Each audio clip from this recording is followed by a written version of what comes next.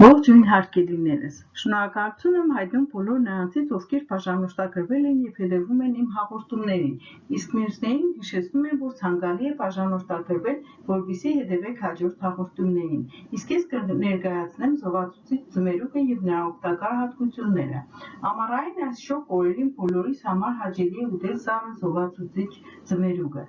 Ձմերուկը մենք կարող ենք վայելել հունիս ամսից մինչև սեպտեմբեր ամիսը։ Ձմերուկը հայտնի է իր ծարավը հագեցնող հատկությամբ, քանի որ ձմերուկի ավելի քան 90%-ը բաղկացած է ջրից։ Այն պարունակում է օգտակար սննդարար նյութեր, ամինաթթուներ, ածխաջրեր, Ա-բետա-կարոտին, սննդային մանրաթելեր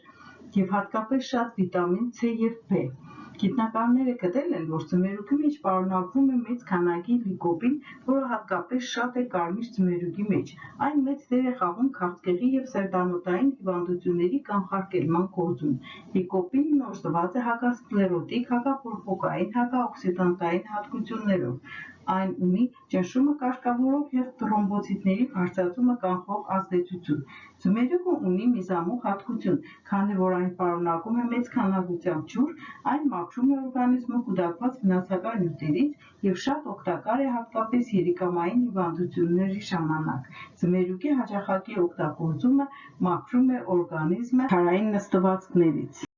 Ձմերուկը փափկացնում է և էլաստիկ է դարձնում զարկերակները, կանխելով դրանց կոշտանալը։ Շատ է օգնում ինսուլտով և սերտանոթային հիվանդություններով տառապող հիվանդներին, քանի որ փափկացնում է ծայրամասային անոթները և նպաստում է արյան լավ շրջանառությանը։ Ինչպես գիտեք, հակաբիոտիկներով և այլ դեղամիջոցներով երկարատև բուժման դեպքում վնասվում է հատկապես լյարդը։ Ձմերուկի օգտագործումը օգնում է մաքրել լյարդը ավելորդ նյութերից և վերականգնում է այն։ Այն շատ լավ է օգնում նաև լեղապարկի հիվանդությունների դեպքում։ Ի շնորհիվ իր հարուստ և օգտակար բաղադրության, ձմերուկը բարձրացնում է իմունիտետը, մեղմում է արտերտային և մկանային ցավերը, օգնում է շաքարային դիաբետ ունեցողներին և լավացնում է տեսողությունը։ Ձմերուկի հաճախակի օգտագործումը կանխարգելում է տարիքային որոշ քրոնիկ հիվանդությունների առաջացումը։ Օգտագործվում է նաև ձմերուկի կեղևը։ Չորացած կեղևի եկուղը օգնում է միզուղիներին տարբեր հիվանդությունների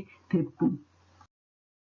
Իսկ գիտեք արդյոք, թե ինչպես ընտրել լավ հասունացած ձմերուկը։ Ասեմ, որ ավելի լավ է այն գնել ամբողջությամբ, ոչ թե կտրած վիճակում։ Ձմերուկը պետք է լինի ծանր, պինդ, հարթ և փայլուն կեղևով։ Եթե կեղևի վրա դեղին բիծ է լինում, դա նշանակում է, որ ձմերուկը լիովին հասուն է։ Շատերը լավ ձմերուկը ընտրում են նաև ձմերուկին խփելով, և եթե ձայնը զրնգուն է և մաքուր, ուրեմն հասած է և կարմիր։ Սովորաբար ձմերուկի քաշը տատանվում է 5-ից 12 կիլոգրամի մեջ։ Գոյություն ունեն տարբեր սորտերի ձմերուկներ։ Ճապոնացիները կարողանում են աճեցնել անգամ խորանարդաձև ձմերուկներ, բայց դրանք դեկորատիվ բնույթ ունեն և ուտելի չեն։ Հարգելիներս, ձմերուկի շրջանը սկսվել է, և խորհուրդ եմ տալիս հնարավորինս չափ շատ ձմերուկ ուտել, քանի որ այն լվանում է օրգանիզմը, կշտացնում է և հագեցնում է ծարավը։ Վայելեք այն և առողջ եղեք։